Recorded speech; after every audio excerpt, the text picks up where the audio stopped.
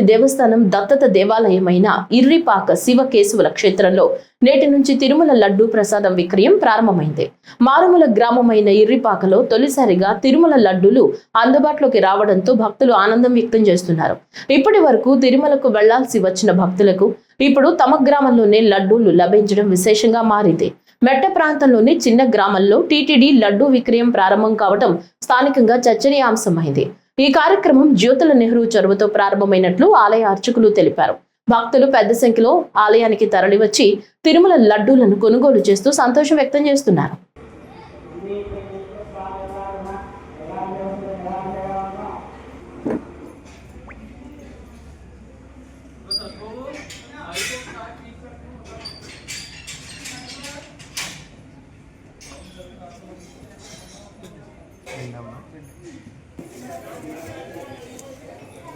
Cover ఇస్తున్నారు ఫ్రీగానే. ఏం లేదు, 5 రూపాయలు ఆగేస్తారు. కవర్ కూడా 5 రూపాయలు ఆటో ఉన్నారండి. ఏనే